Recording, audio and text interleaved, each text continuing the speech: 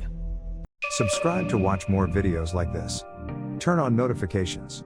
And leave a like, it really helps the channel out. Thank you for watching.